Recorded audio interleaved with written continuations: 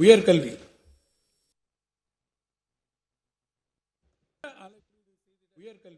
திட்டமிட்ட பிரிட்டிஷ் கிழக்கிந்திய கம்பெனியின் தேவைக்கென அளவையர் பயிற்சி வழங்கிட 231 ஆண்டுகளுக்கு முன் 1794 12 மாணவர்களுடன் மதராஸ் நில அளவையர் பள்ளி மெட்ராஸ் ஸ்கூல் ஆஃப் சர்வே பின்னர் 1859 ஆண்டு பொறியியல் கல்லூரியாக உருப்பெற்றது வரை கிண்டி பொறியியல் கல்லூரியின் பயணம் நீண்ட நெடிய வரலாற்றை கொண்டது.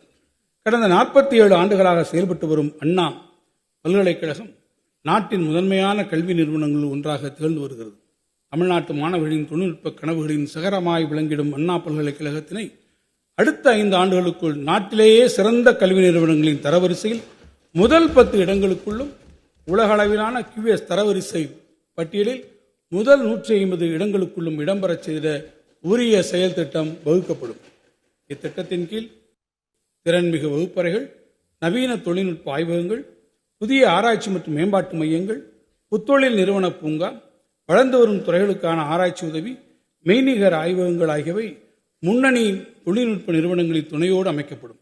கற்றல் மற்றும் கற்பித்தல் அனுபவத்தை மேம்படுத்திட முன்னணி தொழில்நுட்ப நிபுணர்கள், வெளிநாட்டு பேராசிரியர்கள் 3 மாதங்கள் வரையிலான குறுகிய காலத்திற்கு சிறப்பு ஆராய்ச்சிகளில் ஈடுபடுத்தப்படுவார்கள்.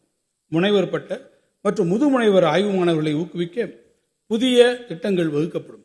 உலகின் தலைசிறந்த பல்கலைக்கழகங்களுடன் இணைந்து தேர்ந்தெடுக்கப்பட்ட மாணவர்கள் வெளிநாட்டு கல்வி நிறுவனங்களின் இணைப்படிப்புகளை பயின்றிட வழிவகை உருவாக்கப்படும். நவீன வசதிகளுடன் கூடிய மாணவர் விடுதிகள், தலைசிறந்த வீரர்களை உருவாக்கிட உகந்த விளையாட்டுச் சூழல், அனைத்து உயிரினங்களும் இணைந்து வாழும் பசுமை பரப்பு என அண்ணா பல்கலைக்கழகத்தை ஆசிய தலைசிறந்த கல்வி நிறுவனங்களின் தரவரிசையில் இடம்பெறச் செய்திட உரிய நடவடிக்கைகளை இந்த அரசு எடுக்கும். இம்மாபெரும் கனவை நனவாக்கிட அரசு பங்களிப்பு, பல்கலைக்கழக நிதி மற்றும் முன்னாள் மாணவர்கள் மற்றும் தொழில் நிறுவனங்களின் பங்களிப்பு ஆகியவற்றை கொண்டு அடுத்த 5 ஆண்டுகளில் 500 கோடி ரூபாய் மதிப்பீட்டில் பல்வேறு பணிகள் மேற்கொள்ளப்படும். அரசு பல்கலைக்கழகங்களின் நிதி பற்றாக்குறையை குறைக்கும் வண்ணம் அவர்களுக்கு வழங்கப்பட்டு வரும் தொகுப்பு நிதி நல்கை 700 கோடி ரூபாயாக உயர்த்தி வழங்கப்படும். மேலும் தமிழ்நாட்டில் செயல்படும் அரசு பல்கலைக்கழகங்களின் கல்வி செயல்பாடுகள், ஆராய்ச்சி திறன் மேம்பாடு, ஆசிரியர்களுக்கான தொடர்பயிற்சி, பாடத்திட்ட மேம்பாடு, தேர்வு முறை மற்றும் நிர்வாக சீர்திருத்தம் ஆகிய தளங்களில் உரிய முன்னேற்றங்களை கொண்டு வரும் நோக்கில் 200 கோடி ரூபாய் கொண்ட சிறப்பு தொகுப்பு நிதியம் உருவாக்கப்படும்.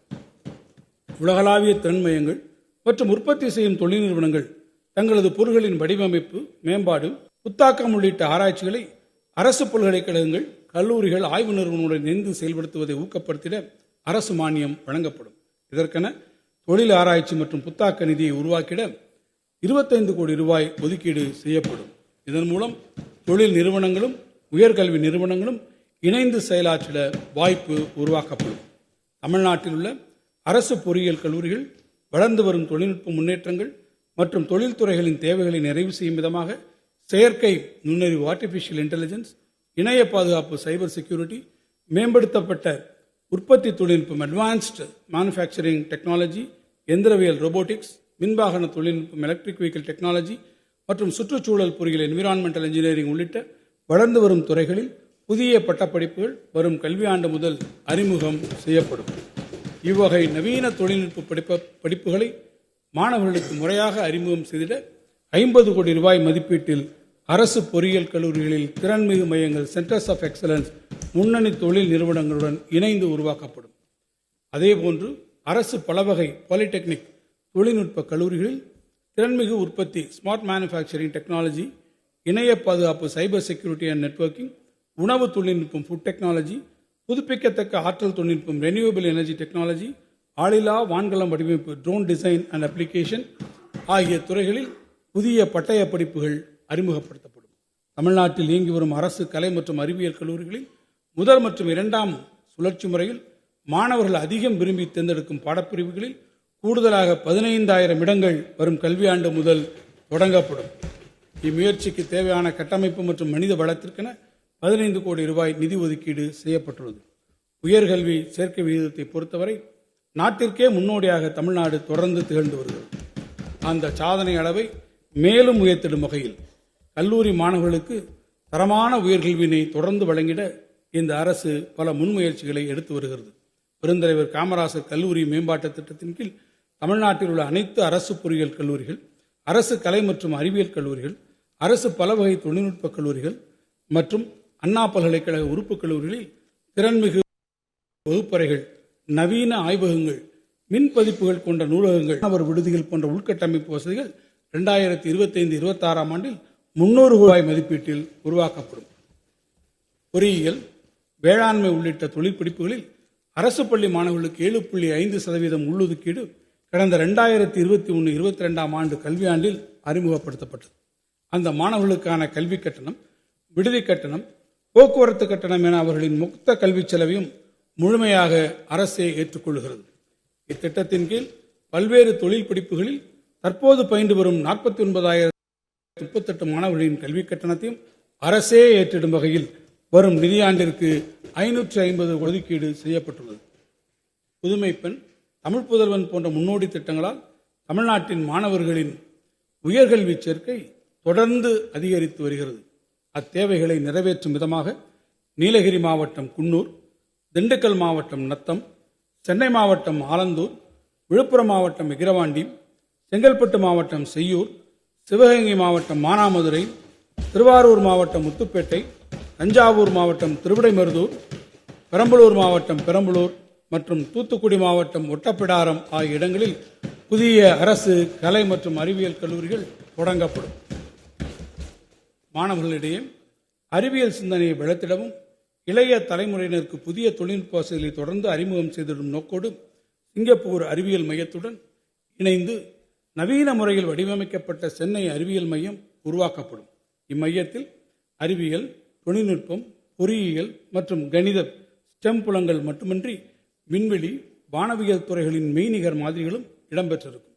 குழந்தைகளுக்கான அறிவியல் பூங்கா, நவீன வானவியல் தொலைநோக்கு வசதிகள், ஆழ்கடல் உயிரினங்கள் மற்றும் வானவியல் நகர்வுகளை ஆழ்ந்து உணரக்கூடிய டிஜிட்டல் திரை அனுபவ அரங்குகள், அறிவியல் மாநாட்டு கூடங்கள், பார்வையாளர்களுக்கான புள்ளிகள் என அனைத்து வசதிகளுடன் கூடிய பிரம்மாண்ட சென்னை அறிவியல் மையம் 100 கோடி ரூபாய் மதிப்பீட்டில் சென்னை பெருநகர வளர்ச்சி குழுமம் மற்றும் அரசு பங்களிப்புடன் உருவாக்கப்படும்.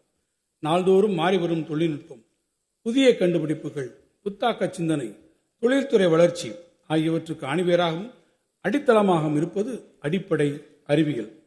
காலநிலை மாற்றம், உலக வெப்பமயமாதல், புதுப்பிக்கத்தக்க மின்சக்தி சேமிப்பு தேவை, உலகெங்கும் பரவி வரும் நோய்க்கிருமிகள் என பல்வேறு சவால்கள் உருவாகி வருகின்றன. இவைகளுக்கான தீர்வுகளை நோக்கிய பயணத்தில் புதிய பார்வையுடன் அணுகும் அடிப்படை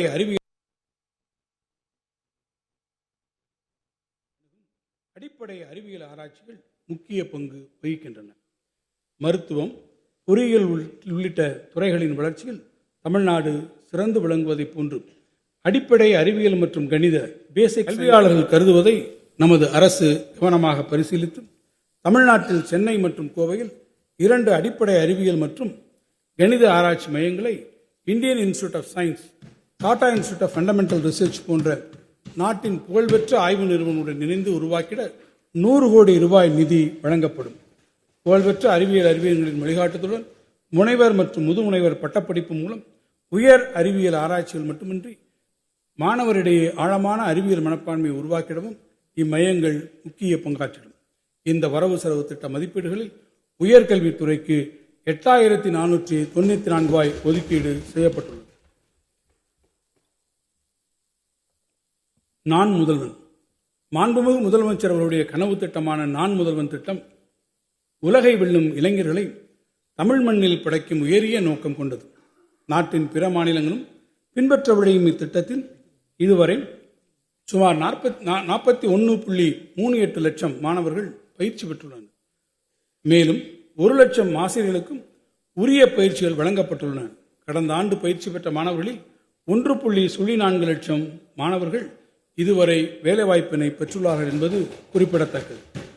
ஒன்றிய குடிமைப்பணி தேர்வுகளில் தமிழ்நாட்டிலிருந்து தேர்ச்சி பெறுபவர்களின் எண்ணிக்கையை உயர்த்திட ஒவ்வொரு ஆண்டும் தேர்ந்தெடுக்கப்பட்ட 1000 மாணவர்களுக்கு அவர்கள் முதல்நிலை தேர்வுகளுக்கு தயாராகும் வகையில் 10 மாதங்களுக்கு மாதம் 7,500 ரூபாயும், முதல்நிலை தேர்வில் தேர்ச்சி பெற்றவர்களுக்கு 25,000 ரூபாயும் ஊக்கத்தொகையாக வழங்கப்படுகிறது. இதைத் தொடர்ந்து முதன்மை தேர்வில் வெற்றி பெற்று நேர்முக தேர்வுக்கு தயாராகும் இளைஞர்களுக்கு 50,000 ரூபாய் ஊக்கத்தொகை வழங்கப்படும். இத்திட்டம் 10 கோடி ரூபாய் நிதி ஒதுக்கீட்டில் நடைமுறைப்படுத்தப்படும். நமது இளைஞர்களின் ஆற்றலை ஆக்கப்பூர்வமாக பயன்படுத்துவதன் மூலம் அவர்கள் நாட்டின் எதிர்கால தூண்களாக திகழ்வார்கள் என்ற உயரிய நோக்கத்துடன் பல முன்னோடி திட்டங்களை நமது அரசு அறிமுகப்படுத்தியுள்ளது.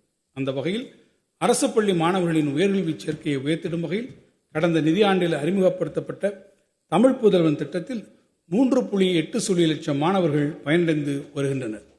அரசு பள்ளி மாணவர்களை சாதனையாளர்களாக உருவாக்கிடும் பொருட்டு அவர்கள் தங்களுடைய பட்டமேற்படிப்பு மற்றும் ஆராய்ச்சி படிப்புகளை வெளிநாட்டில் உள்ள புகழ்பெற்ற பல்கலைக்கழகங்களில் பயின்றிட உதவித்தொகை அளிக்கும் வகையில் 10 கோடி ரூபாய் நிதி வழங்கப்படும். தமிழ்நாட்டு மாணவர்களின் உயர்கல்வி கனவை நனவாக்கும் வகையில் தேவையின் அடிப்படையில் 2025-26 ஆண்டில் 1 லட்சம் கல்லூரி மாணவர்களுக்கு 2,500 கோடி ரூபாய் அளவிற்கு பல்வேறு வங்கிகள் கல்விக் கடன் வழங்குவதை இந்த அரசு உறுதி செய்யும்.